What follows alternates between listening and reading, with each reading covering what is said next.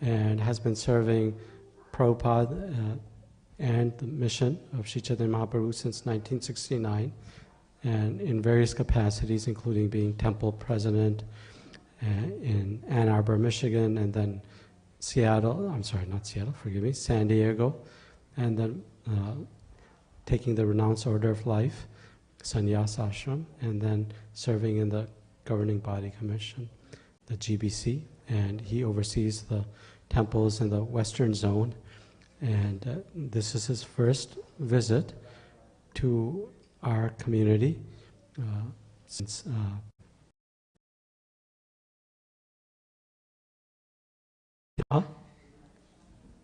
yes. Oh, keep it short. Okay. Yes.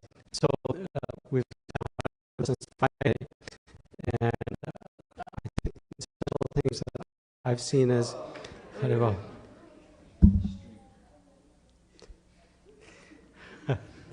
Oh, his brothers are in for it now. They can share. Are you going to share with your brothers? No, they never share. Oh, he doesn't look like in the sharing mood. I had a brother.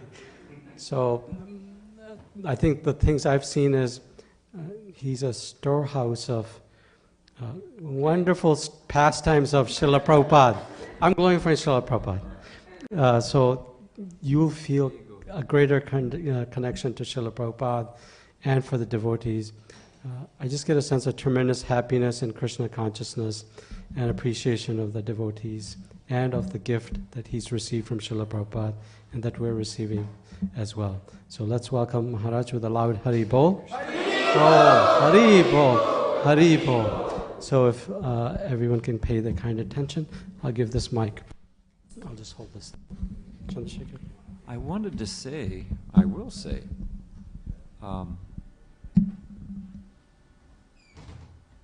this is my first visit.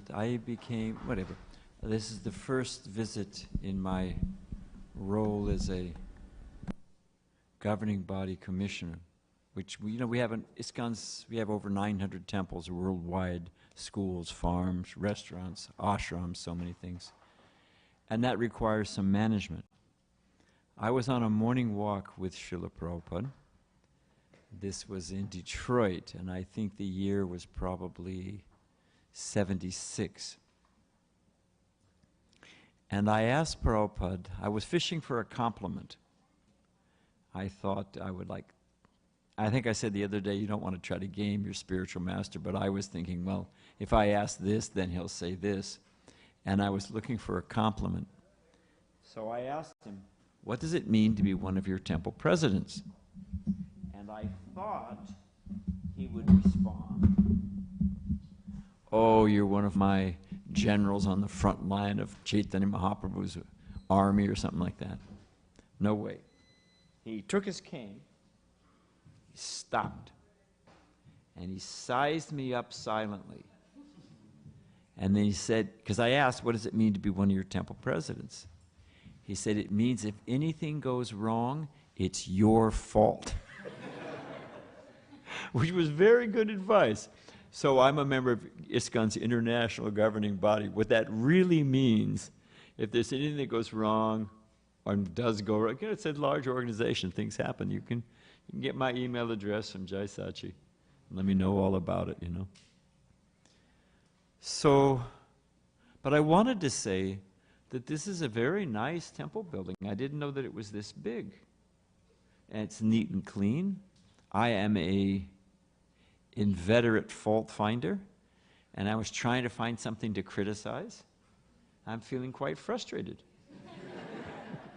It's neat and clean. And these deities, beautiful, beautiful neem wood gornitai. They are beautiful, and they're big size, and they look very happy, and they also look very, very merciful. So you're fortunate to be under the shelter of their lotus feet, no doubt about it. And you have a good temple president. Makes a difference. You have a very good temple president.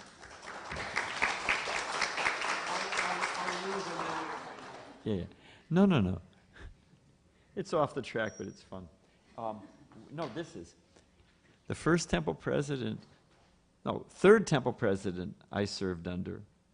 I was a brahmachari, dependent on the temple, and I needed a new toothbrush. So I asked him for a toothbrush. His toothbrush. He said, go down in the basement, work cabinet, third drawer down. So I went in, and it was a nub of a toothbrush about this big with no bristle. They'd use it for cleaning out motor parts.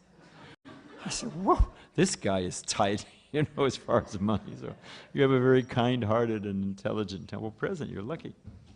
Okay, so what this is, you hear this all the time, seeing is believing.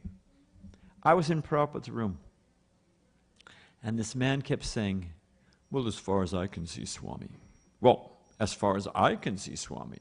Well, as far as I can see, Swami. And after about the third or fourth time, Prabhupada said, that's my point.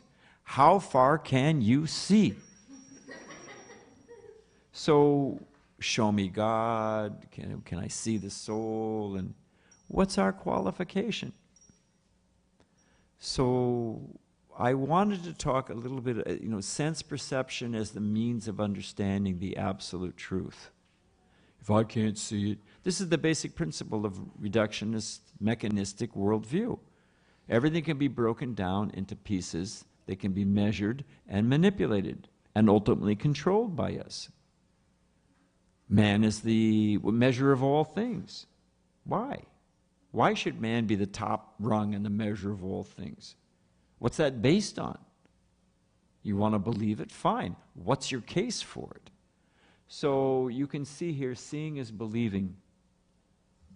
And we've all, unless you had a deprived childhood, who here has played with a kaleidoscope? I don't know. You turn it just like this, and it makes beautiful pictures. Okay? When I was a kid, I had a little kaleidoscope I was playing. I thought, is stained glass windows in there? What's happening? I was about 6 years old, 5 years old. So I took it apart. Kids don't try this at home. And what is inside? Was there beautiful stained glass windows inside? Next. Oh, I've got next. This is what's inside. It's a tube, it's some glass, it's some little colored pieces of glass, and 3 mirrors. And by the reflection of that, it's what creates the whole thing. Now, that's for another class, but there's 3 modes of material nature: goodness, passion, and ignorance. Tamagun, Rajagun, Sattvagun. And by the combination of all of those, it's creating our perceptions. It's not really what we think we're seeing. So is seeing believing?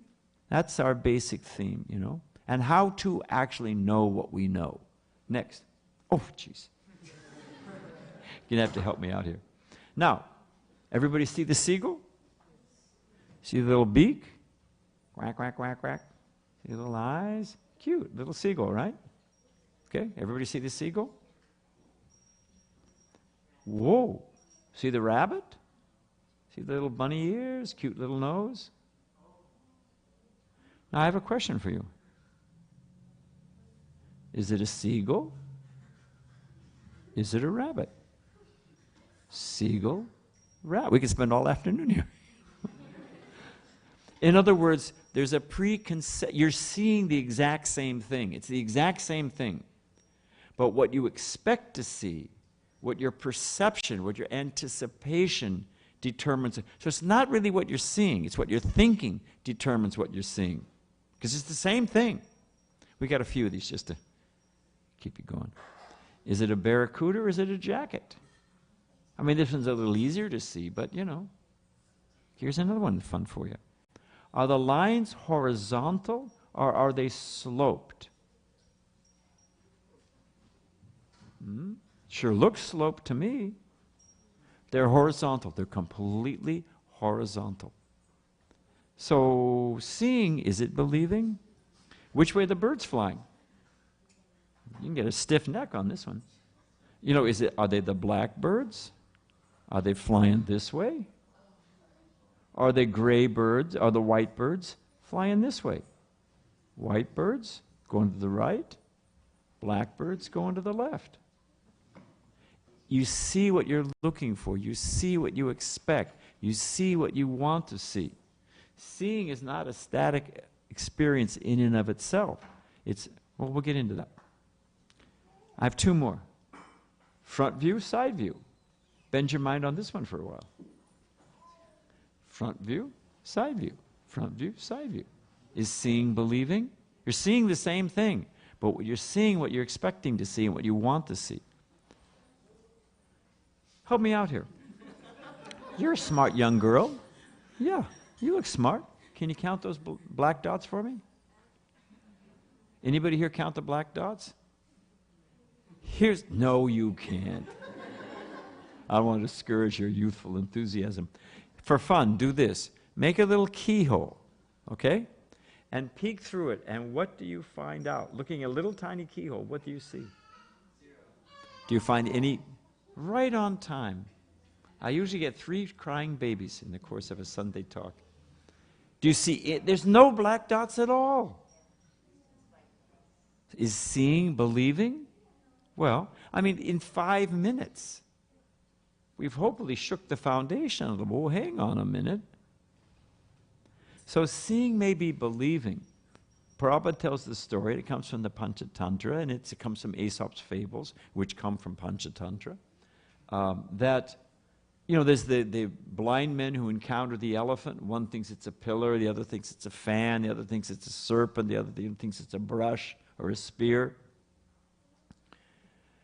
Each of them is accurate on one hand from their own level, but the total picture is something completely different. Seeing may be believing. We believe we see the black dots. We believe the lines are you know, fluctuating. But is it really knowing? Believing, knowing, are they the same thing? That's what we're going to work on. Because they say, show me God. Do we have the eyes to see? You know, what are our qualifications? Okay, did you ever get, you know, this says perception is filtered through many lenses.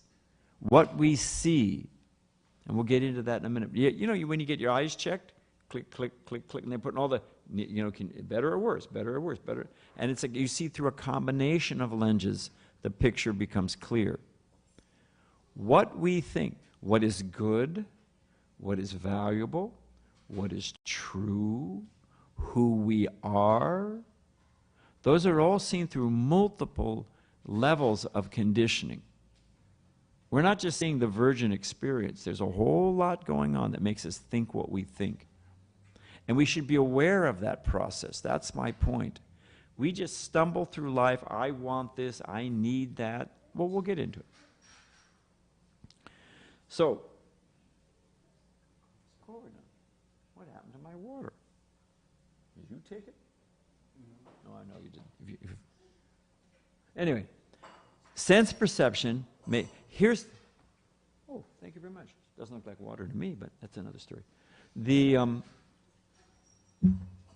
If seeing is believing, but what are some of those lenses, excellent, thank you, Prabhu, that we're seeing through? First off, our sense perception may be incorrect. Just like I showed you, you're thinking, you know, oh, we may not, whatever. Who here can see what's on the other side of this room? Can you tell me where there's people standing out there? Can you tell me what's on the other side of this wall? Show me God, and I can't see 10 feet? Or I can't see 6 inches of plaster? What is the value of my seeing? So these are different lenses that change our perception. It may be incorrect. We may see correctly, but misunderstand what we saw. Like, is it a bird? Is it a, you know, which way are they flying? Is it a seagull? Is it a rabbit? Our perception may be correct, but we may have understood what we saw properly. But it's filtered through our cultural bias, it's filtered through our conditioning, our predisposition. So, you know, here's what I believe. Here's what I actually experience. But it goes through all these lenses. Don't worry, we're going somewhere. It goes through all these different lenses. Perception filtered through the lens of our ego and our pride. So we're accused of blind faith. You have blind faith. You know, 3 blind mice. And you know, if you believe that there's an absolute intelligence behind existence, well, that's just blind faith. And that there's a soul, well, that's just blind faith. Well, let's work with that for a minute. Anybody here seen the pyramids or the Eiffel Tower? Raise your hand if you've directly, first-hand perception, seen the pyramids. Don't we have a nursery, a kid's room?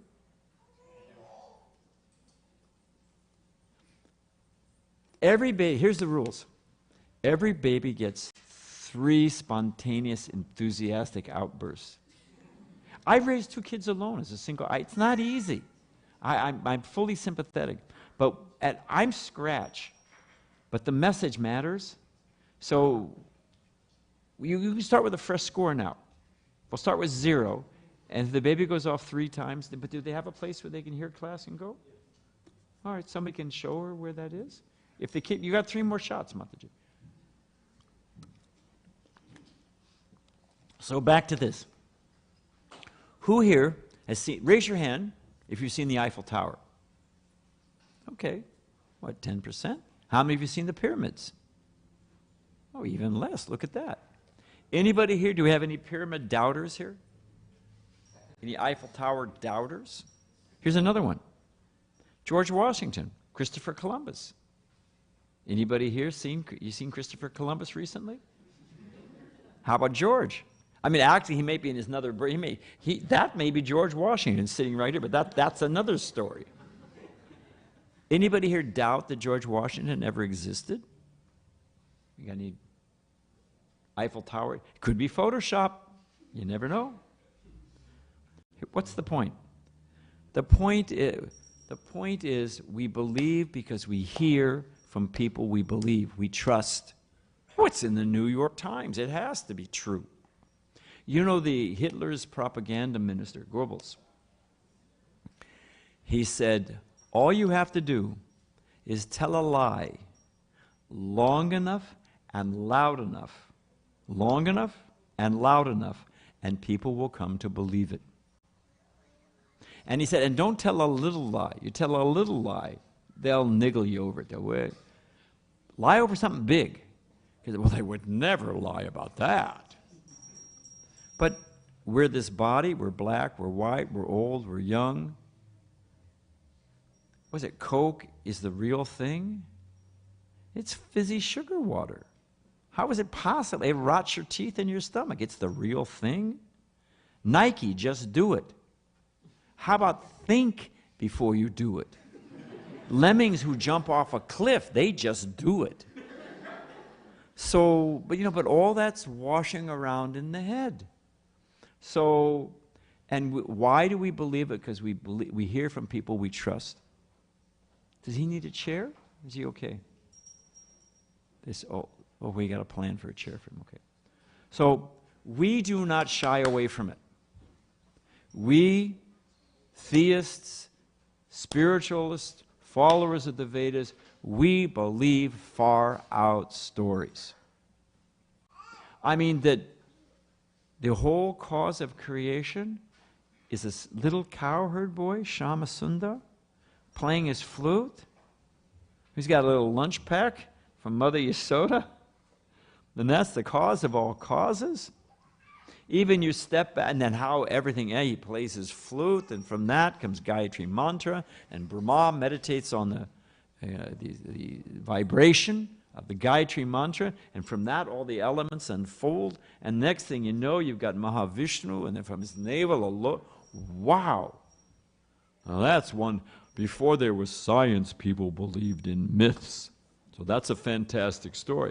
So we don't shy away from it. We believe in fantastic stories. Don't worry, we'll come back to that. But so do the materialists. Do you know that the theory is, it used to be a big bang, there was there was a big lump, and the big bang. Prabhupada said, what caused the bang? Where'd the lump come from? What was there before the, that's a whole other issue. But so now they say it's a singularity. It's a tiny subparticle, infinitely small, infinitely intense. And from that, everything came out. And I've forgotten his name right now, but he's at MIT. And they've got the math, so they say.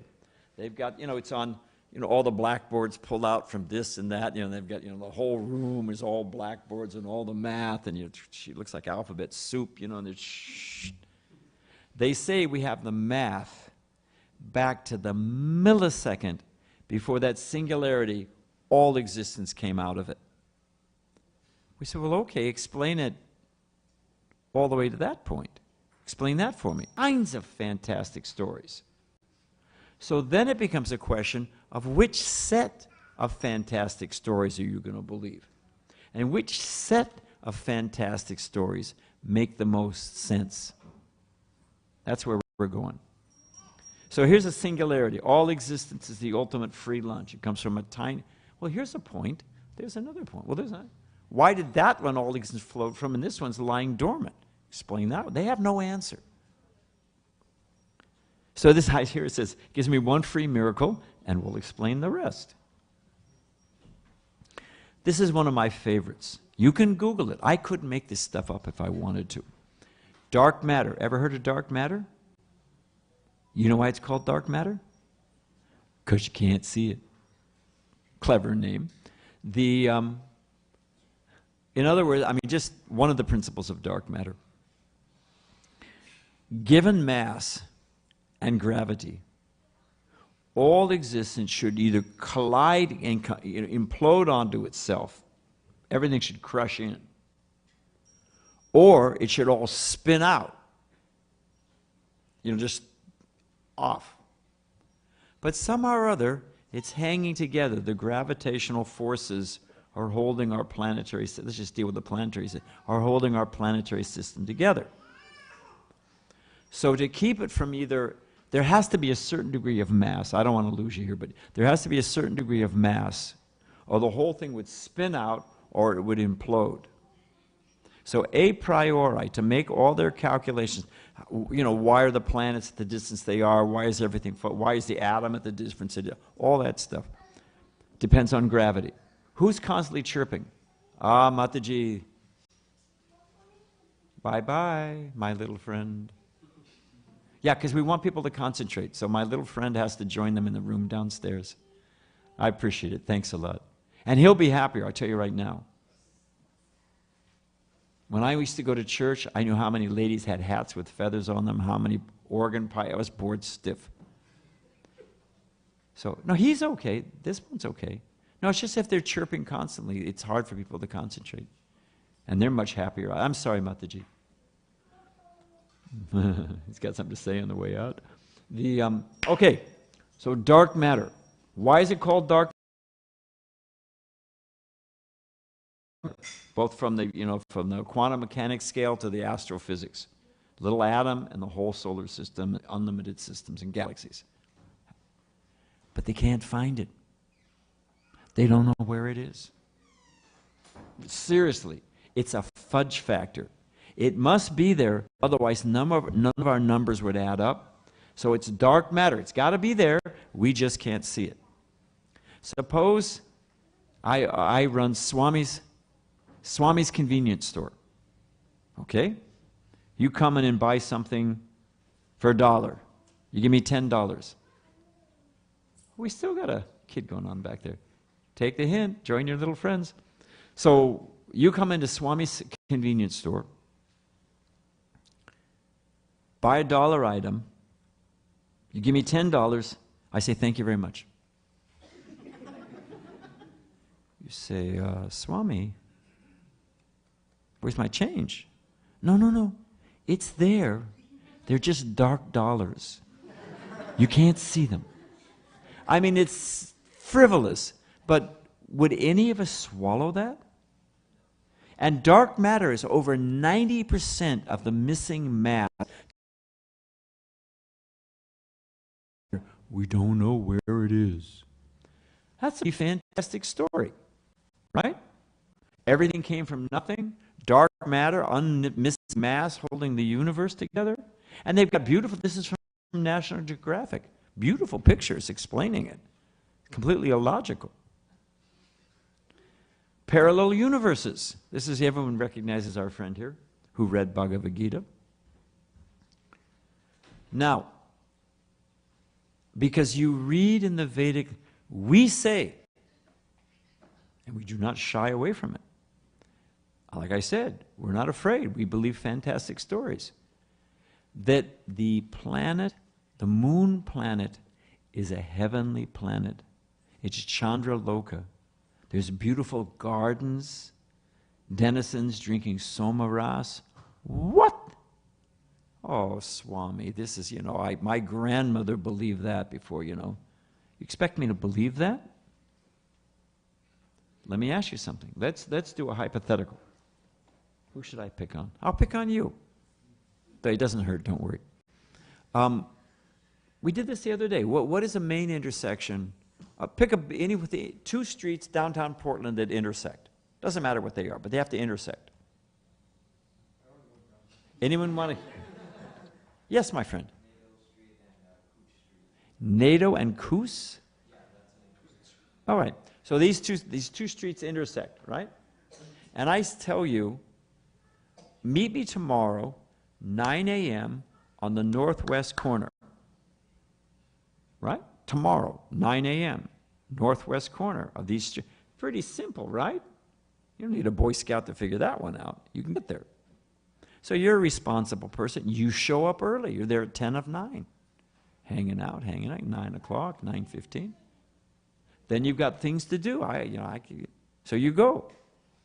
We meet the next morning, or we meet that hour. I say, Prabhu, where were you?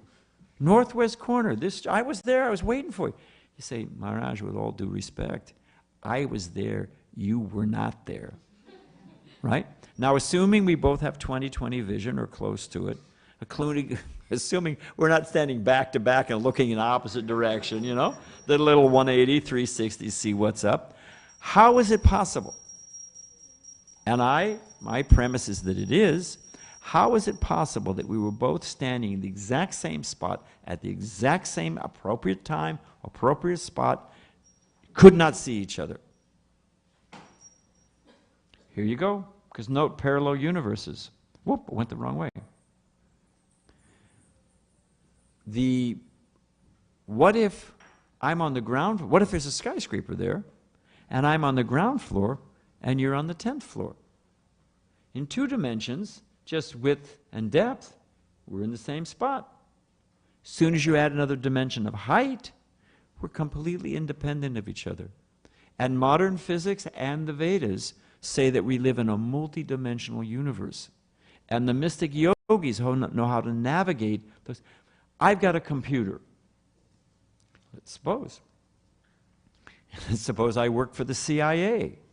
Or let's pick something more neutral, but whatever. Whatever. Now, my child may have his homework on the home computer. They have a certain security access level. Maybe my wife, she's using it for her, she's a physics teacher, she's using it for whatever she's doing. She's got a little higher access level. You ever had somebody pick up your phone and just, there's a whole world you never knew before was on your phone? Right now, in this room, we had to fix the sound system in San Diego. Used to pick up the police radar when the police would go by. You'd be giving Bhagavatam class and, we got a fire on you, you'd go off, That's I hope you're not doing it, but I've given classes or been at a class, and somebody's like shopping on Amazon while the guy's talking, watching what's happening on soccer, All of that is right now, in this room. You could buy anything you want on Amazon, soccer, news, it's all right in this room. You just have to have the right device and you can access it. And that's a simple thing. In the same way, we live in a complex, multidimensional universe, and if you have the right access, You can travel. How did the yogis, how did Devarsa Muni in 1 year visit all the planetary systems and ultimately see Lord Vishnu fleeing from the Sudarshan chakra? That's not myth. That's not like Greek mythology. Here's the reason. And here's another multidimensional point. What is the shortest distance between 2 points? Don't overthink it, my friends. Straight line. Everybody agrees? Shortest distance between 2 points? That's in plane geometry. But what happens if you add to the dimension of height? Suppose I'm here, and the Himalayan ranges is here. Gangotri is here. Is the shortest distance all the way up and all the way down? Or is the shortest distance just a curve around the base? By metrics, by measuring, all of a sudden, when you add another dimension, the shortest distance is not a straight line, but is a curve. So the simple point I'm trying to make is that we live in a complex, multidimensional universe. And they're out there thinking, oh, I think, I see, I know. So I got a few more of these, and then we'll, okay, here we go. That we talked about. That we talked about. So this is just a sampling, because I don't want to take too much of your time. Science is full, because the argument was, oh, you theists, you believe all this mystical, magical thinking, and it's all just wishful thinking, and, you know, what's the proof? They also believe incredibly fantastic stories with no real logical basis. Black holes, dwarf stars, time warps, the Big Bang. I have a whole presentation on evolution. Anyway. You know, they asked Prabhupada, what about evolution? Prabhupada said, what evolution? You're still monkeys. Which I thought was a fantastic answer. So anyway, we'll roll on here. And the argument is, you know, you just give it enough time. It's the simple thing. Mutation, survival of the fittest, and you get evolution. Things evolve, you know, from whatever they were. Why does the giraffe have a long neck? Well, that zebra with a little long, this is what they say. I'm simplifying it, but it's the exact same principle. The one with a longer neck could nibble a little more leaves. So the ones with the shorter neck died out. The one with the longer neck, you know, legs, longer necks, had more nutrition, survival of the fittest. The ones with the shorter necks died out, the one with the longer necks. And in this way, little by little by little by little by little by little by little, you get a giraffe with a super long neck. Well, sounds good to me. Just work with me. But if you actually look at a giraffe, when they drink water, for it to go all the way down or things to go up, the circulatory system to get the blood to the brain of the giraffe, there's an incredibly complicated filtering system and a series of pumps. If the argument is that, I mean, I don't want to take too much time on this, but if that entity that has the greater advantage will be the one by survival of the fittest, and the lesser will die off, and the ones. How do you explain all those intermediary complications? How do you it's not just a matter of a longer neck and niggling on the top. You've got to get all the support systems have to evolve from. It just goes on and on and on. If you have a number of Tinker Toys and you throw them on the ground, you're going to get a certain degree of patterns. If you just combine them randomly, you're going to get a certain degree of patterns. Are you going to get the Chrysler building? Or you say, well, okay, we'll get back to it. I'm going to speed up because of the time. Here's a puzzle. Why do these puzzle pieces fit? Did it just happen by falling together? Okay, you can say it's organic, it's soft matter. That's another issue. But my point is, why does pieces of a puzzle fit together? You know. Anybody else know? If you get the wrong answer, we're still friends, no problem. She'll get prasadam. So what? Design implies what?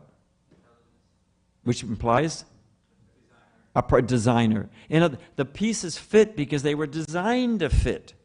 It didn't happen by random chance. So we live in a multidimensional, complex, interdependent, interrelated existence. And it didn't happen by chance. It happened by a designer. It did not come spontaneously from a singularity with no design, no logic, no reason. All the laws of physics and matter came out with no intelligence, no design. It is a fantastic, to believe that, I got a bridge in Brooklyn I'll sell you. I'll sell you, garden land in Alaska. Okay, we'll move on. Yeah, I want to skip over this a little bit. So what's a quick takeaway? There's a good reason to doubt, at least this much. There's a sufficient reason to doubt what we're being... Remember I said seeing is believing? And we're being fed this theory that everything can be broken down into tiny parts that we can manipulate and control. And we can become masters of the universe where, man is the measure of all things. Everything's subordinate to our intellect. And we can break it down into tiny pieces and understand it. There's good reason to doubt that theory. We also ask, now I don't want to, because I'm looking at the time. Let's do this. Here's my point. We live in a fantastic universe. We believe fantastic stories, so do the materialists, without any real logical basis. So the question is, which set of fantastic stories to believe? That's the question. Like I was saying, why should all things subordinate to our intellect? Why should we? People say to me all the time, well, I don't understand. I read the 5th canto of the Bhagavatam, and I don't understand. And that's the criteria? I can walk into a physics class at Cornell University with all the blackboards. Well, I don't understand.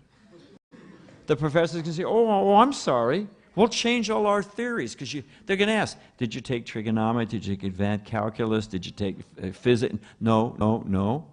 Well, what's your criteria for saying you understand? So there is an alternative method for understanding the universe. I don't have a clock. I have eyes in the back of my head. Does anyone have a phone? I know where it is. But I'm going to get a stiff neck, keep looking. I want to be able to do this. So if somebody, and what time are we supposed to end? Because I don't want to belabor it. Okay, you have one that doesn't dim off? That was good for about a second.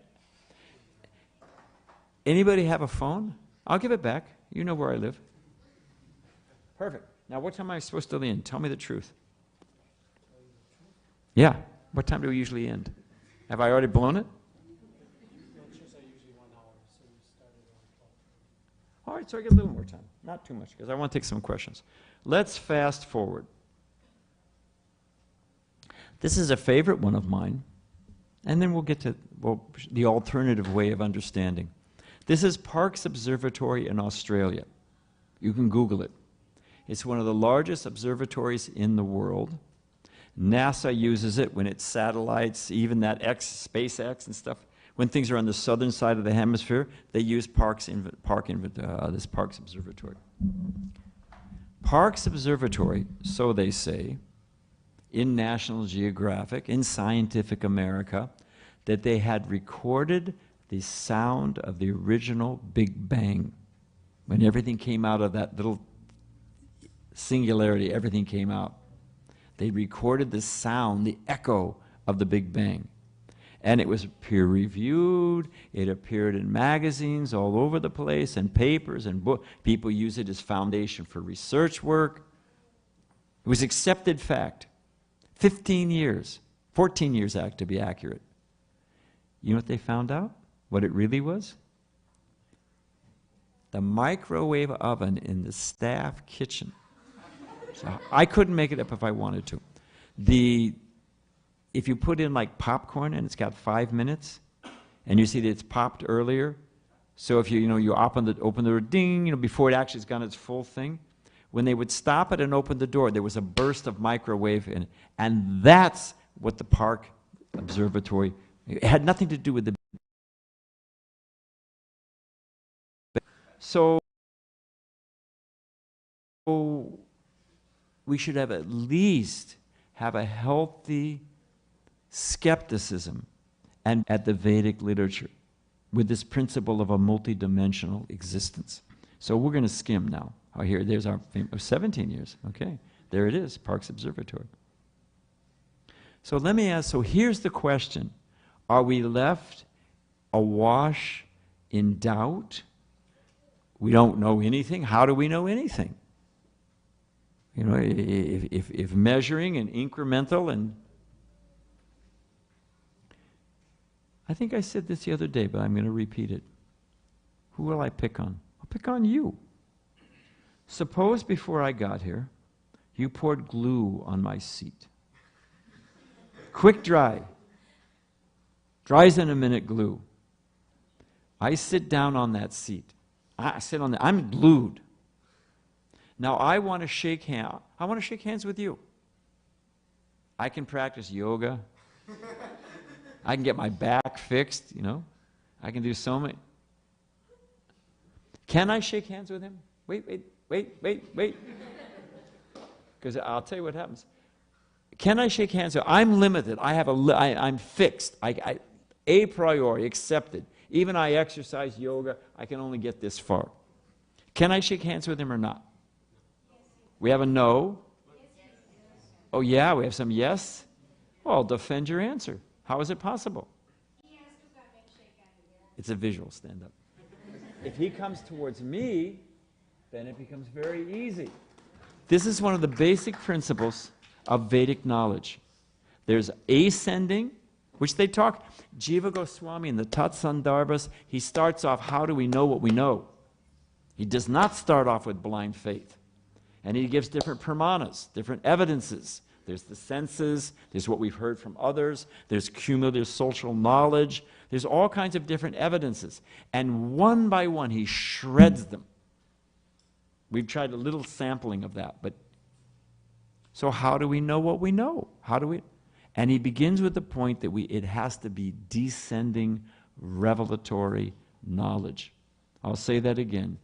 Descending revelatory knowledge. As he chose to come to me, if I want to catch, I can't get, I'm trying to get a radio station, and I'm getting all the static, and what do I need to do? You got to tune in. There you get it, right? So if our consciousness is our medium for understanding the absolute, and we're full, people get intoxicated. Can you help me out with the root word for intoxication? What is the root of that word? Toxic. What does toxic mean? Don't say it. What does toxic mean? Poison. And we're glug, glug, glug, glug, poison. Our mouths are full of bones and feathers, dead animals. If I have a delicate machine for calibration, I use it to open a can. I open it to use it as a hammer. How well is that thing going to measure? What do you think? Is it going to give me accurate measurements of fine degrees? No, it's completely abused. If I've got mud all over my glass, I can't see a thing. Well, clean your glasses, buddy. That might help you out. So, as we tried to show in the beginning, if actual perception depends on consciousness, not just what we think, but consciousness, doesn't our consciousness need to be clean? So, I think we'll end here and then take some questions. The point is that we are not blind faith. We are not sentimentalists. Rather, that Krishna has a form. Let me ask you this, and I said it the other day, and I'm going to say it again. If I have a set of numbers, I take a subset of that numbers. Everything, algebra, geez, man, I thought Anyway, you have a set of numbers, you take a subset of the numbers. Can you have anything in that subset that's not in the original set? Is it possible? And Prabhupada says it, and the Vedas say it. If I take a drop of water out of the ocean, can I have anything that in that drop that wasn't in the original, in the ocean? Right? No, you can't. Now, everybody here, the basic premise of, oh no, that's another thing. All people are created equal. The basic premise of American democracy, jurisprudence around the world. All people are created equal. Are we all created equal in this room? Is everybody an identical twin? Do we even like that? Oh, you're just like everybody else. Hey, wait a minute, I'm an individual. I got a personality. Personality is the very essence of individuality. It's the symptom, it's the indicator. The absolute, Om Purnam Ada Purnam Purnat Purnam Udachate, the absolute, which is the complete whole, everything that emanates. If we have personality, it's the very essence and definition of ourselves. We have relationships, and yet the absolute has no relationship, has no personality, is a shining light. Does that make sense to you?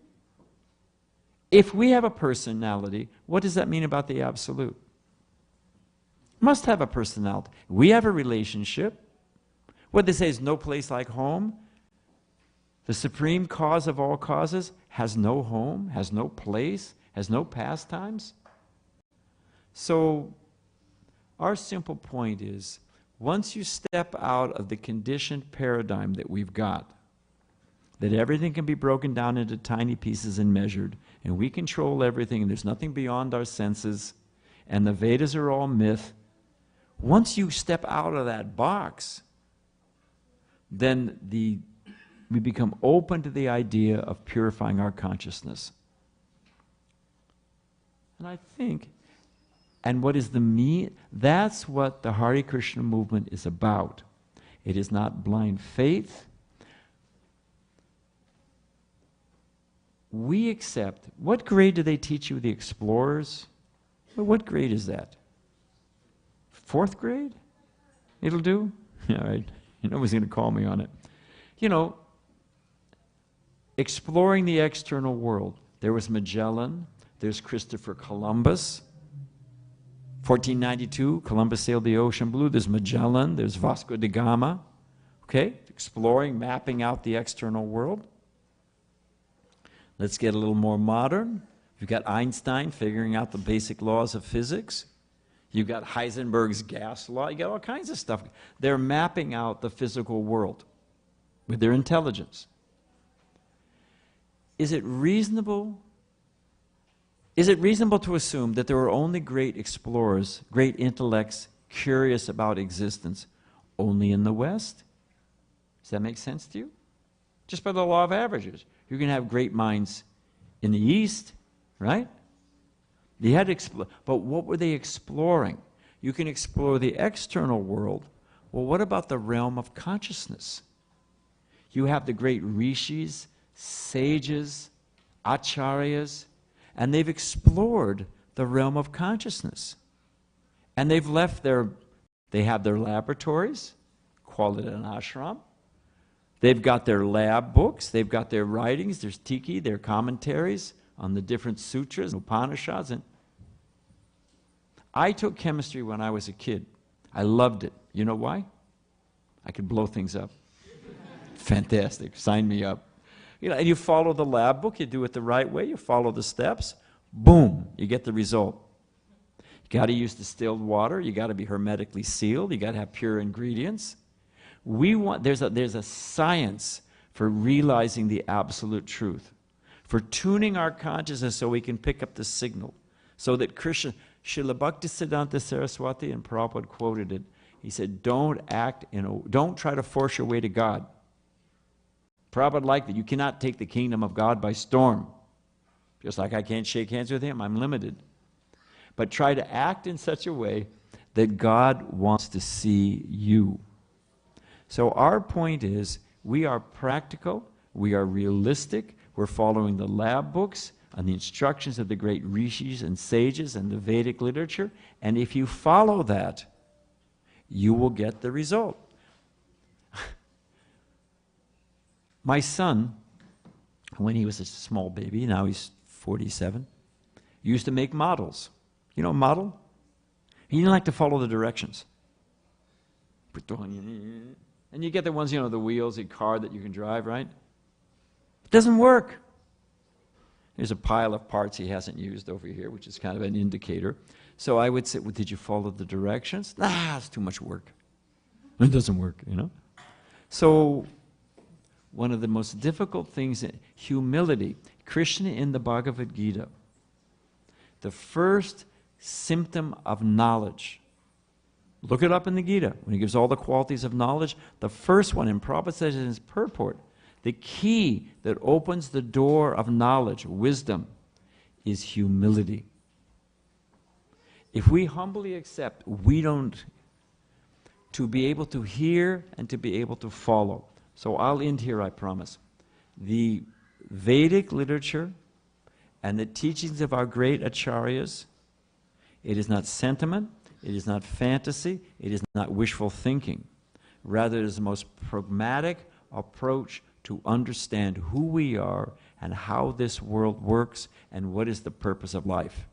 And I'm not just saying it, it's an open book. You come, you associate with the devotees, you read Srila Prabhupada's books, you chant the Hare Krishna mantra, it purifies your consciousness. They said to Prabhupada, this chanting is brainwashing. Prabhupada said, if the brain's dirty, shouldn't you wash it? Okay, sign me up, So please take it seriously. That's our humble appeal. It works, you have to follow it, and we have tech support. What is our tech support? Ask a devotee. Ask someone who's seriously practicing, they'll help you. Okay, we'll end there, we'll take a few questions and we'll be done. You've almost made it. Anyone? Yes, my friend. In sense perception, we can't trust it because our senses are imperfect. Yes. So when we're doing descending, it's good for certain things. Prabhupada said for things of medium size nearby. I mean, I can see you. I'm pretty much certain you're there. I mean, you could be a figment of my imagination, but, I'll roll the dice and assume you're there. So in descending knowledge, we're basically putting our faith in someone who is descending from where the knowledge is descending. All right. So But it's not just that, but go ahead. So I guess just if I'm still perceiving that my trust in that person is still. It's not blind faith.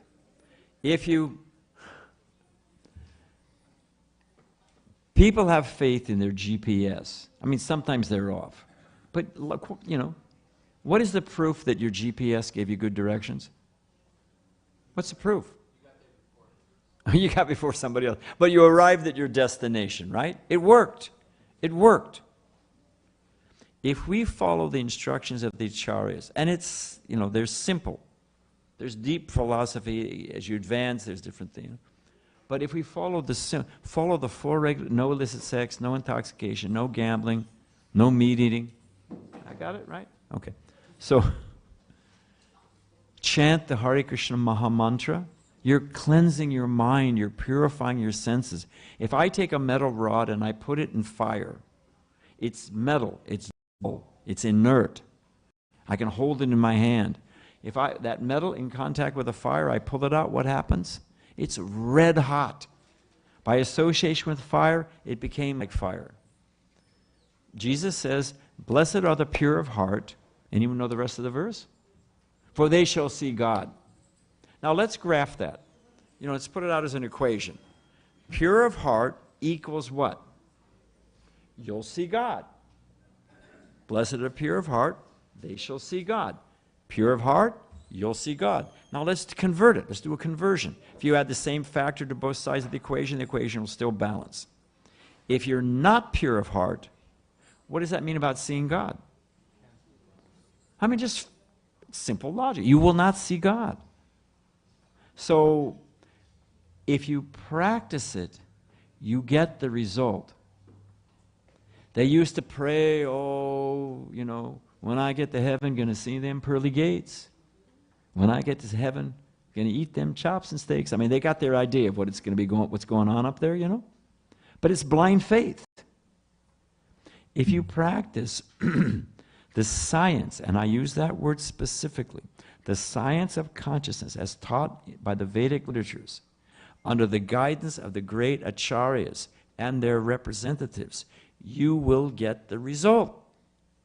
You'll be free from lust, from greed, stay with me, from lust, greed, anger, envy. You will feel it.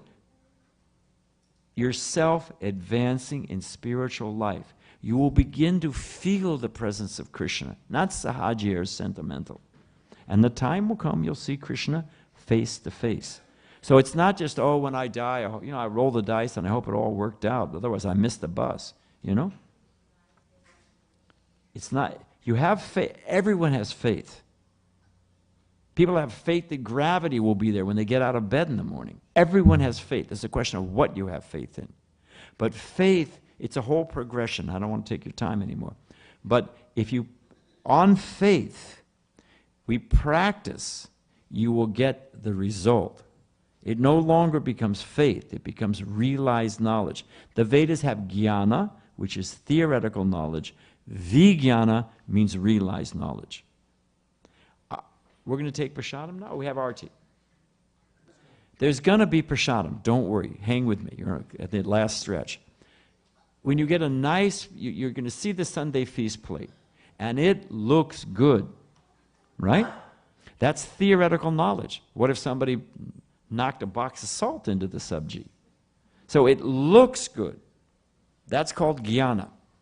Theoretical knowledge.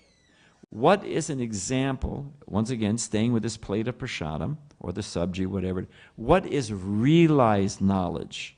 Looks good. Help me out, somebody here in the back. Huh? When you taste it. And nobody has to tell you, oh, that tastes pretty good. You know. So as you practice, it becomes a realized knowledge. Is that okay? Yeah, I guess. All right, no, we'll end there, because they're going to say, oh, please stop. Thank you very much.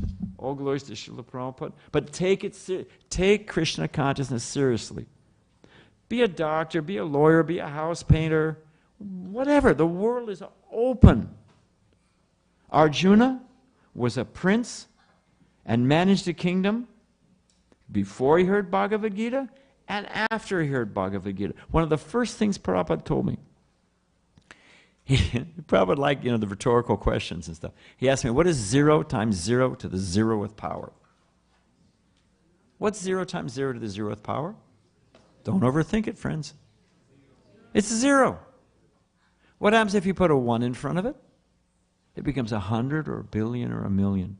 So Prabhupada told me personally, he said, whatever achievement you have, all of us at the time of death, you leave it all behind. Einstein somewhere is thinking, he's so many lives, so many births, he's in class. If Sally has 4 apples and Billy takes 2, how many are left? He's getting a shoe off, counting on his toes, It's all lost. It's like Sisyphus rolling the ball, the rock, and you get almost to the cliff and it rolls, and you got to start all over again the next life. But spiritual knowledge is a permanent benefit. So do whatever you're going to do in life as far as a career, what you like to do. But the one in front of it is how am I pleasing Krishna? Be a gardener. You got your house, you're paying your mortgage. Put some roses in front and bring the roses on Sunday and offer them to the deities. Is that a complicated thing? You have a little money, you give a little money to help.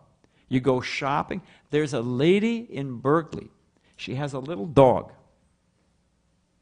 That's another story, but she's a little dog. And she's sewed up for him a little packet, and he holds books on his side. And when she takes him for a morning walk, oh, that dog is so cute. Dogs carry about 35 different diseases, but that's another story.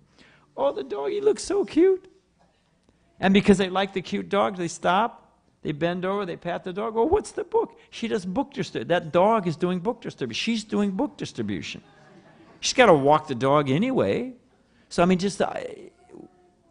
my point is, put Krishna in your life, the service for Krishna. And you'll get a taste you've never experienced, and you'll grow in spiritual life, and the time will come that you'll see Krishna face to face. Okay, now we're going to end. Okay? Yeah. Thank you very much. Hare Krishna. Hey, Govinda.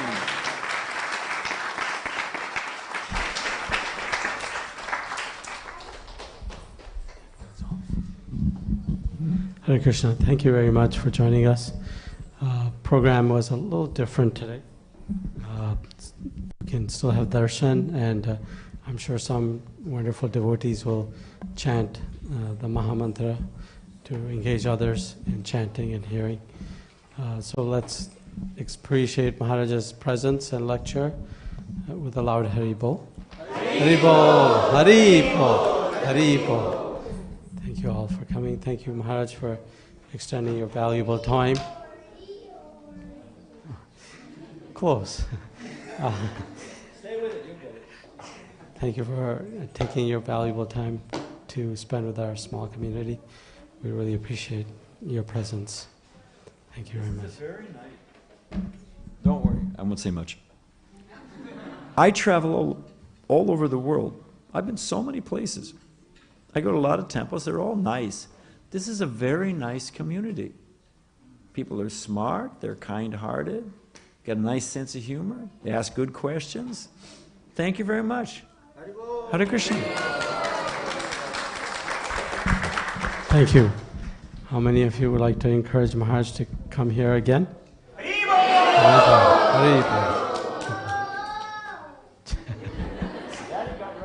He's an enthusiastic boy. So we'll be having important announcements. Upcoming festivals are Balaram Purnima, that's on Wednesday, the August the 30th. And after that, the festival that we usually observe with the widest attendance, which is Sri Krishna Janmashtami, which is on Wednesday, September 6th. Wednesday, September 6th. So there's flyers, posters, social media, like with Facebook and Instagram, right? And our temple website, ISKCONportland.com, mentions the details. Basically, it's very simple. Show up at 6 p.m. on Wednesday, September 6th, and have a 5 p.m. Sorry. Please come at 5 p.m. Come earlier, and it'll be a blissful evening with lots of devotees. We'll have a stage with lots of nice devotional offerings to the Lord in terms of drama, dance, singing, etc. We'll have beautiful darshan of our amazing, merciful deities, Sri Srinitai Satyanandan and Sri Lakshmi Narasimha Swami. And of course, His Divine Grace Srila Prabhupada. And you'll hear wonderful bhajans, kirtans in this space here. And there'll be prasadam, there'll be books, spiritual literature that you can take home. And it'll just be a very wonderful way to spend your evening. Bring your friends. If you want to volunteer, you can definitely volunteer. We'll be creating a electronic online sign-up sheet. So please do consider taking some time off the day before Janmashtami, so that's Tuesday. And then the subsequent day, Thursday, is Srila Prabhupada's appearance day, which we celebrate as well. So details will be coming through temple email regularly. Just follow them along. And for Balaram Purnima, that's a weekday, so we'll have a gathering and have a nice association and hearing about Lord Balaram. So I think those are like the essential details. Do you want me to? Yeah, I'm just trying to keep it simple because we have lots of folks in the community that want to make an offering to Lord Krishna of dance, drama, singing, more than what we have time for in Janmashtami. So one group will get a chance to do it on September 6th, and another group will do on the following Sunday, because the police and the city require us to close down the sound equipment outside around 9 p.m. So it doesn't matter how many you want to put, because of quiet time in the neighborhood, we can't go past 9. So that limits us to how many offerings we can have on that day. So to accommodate that, we will have other offerings that devotees and congregation and other members of the community want to do on the following Sunday. Okay? Details will come out. So any questions on that? No? If you would like to make a donation for the service of the Lord, Sri Srinitai Sachinandan, in terms of flowers, decorations, prasad, bhoga or prasadam offerings, decoration offerings. There's a billboard behind. There's not a billboard. There's a table, big table, posted on the wall behind this wall, where you can see the suggested donations for like new deity dresses, the bhoga, meaning the prasadam material, the flowers, etc. Since we're doing for a large group of attendees, we need help. But like Srila Prabhupada said, once you have Krishna, you're not a beggar. Krishna possesses everything, so it's a chance to engage everybody in serving Krishna to their whatever potential they have. Okay, enough. So please consider. And anyone, and Madhusudan Prabhu and others have flyers and posters.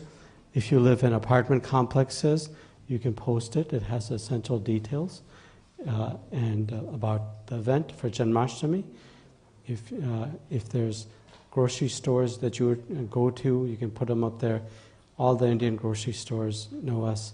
I think Fred Meyers in the past has let us put and all that. So, just get the news out. Okay? So, Madhusudan Prabhu, can you stand up so they can see you? You want to say anything? We have lots of postcards. Take few with you, invite your friends, colleagues, families to come on Janmashtami. I think just on India Day we distributed about 1,500 or so posters, invites, flyers. So please take some. If you happen to live in a community where you think others may benefit, you can post it just about anywhere. Okay, anyone here for the very first time? If you can stand up and introduce yourselves.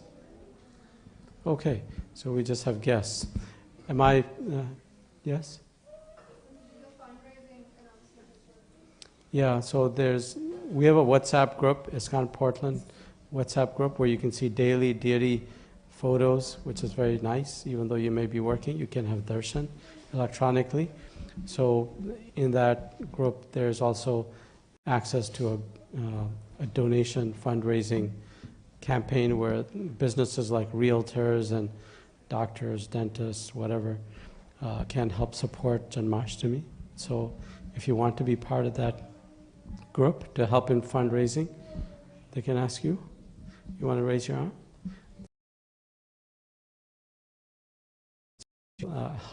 Kind of give you the basics.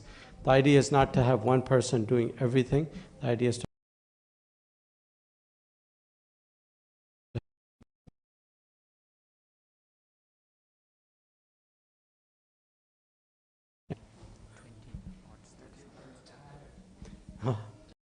I know, they look tired. Last thing, it's a freebie. One of the devotees out there has small tulasi plants. Now, tulasi is not just a plant or a tree. She's an eternal associate of the Lord. And where there's devotion, she can flourish nicely, and so will your devotional life. So you can take from the temple, it's free, the pots with the Tulsi Maharani in there. And the devotee who's sitting there can tell you a little bit about how to take care of her. Okay? So I think that's the last. Any last birthdays, anniversaries that I need to announce? Usually there are a lot. No. Okay. They want prasadam. Okay. We'll have prasadam. Somebody can chant prasadam prayers. You want to chant prasadam prayer? What? Right now.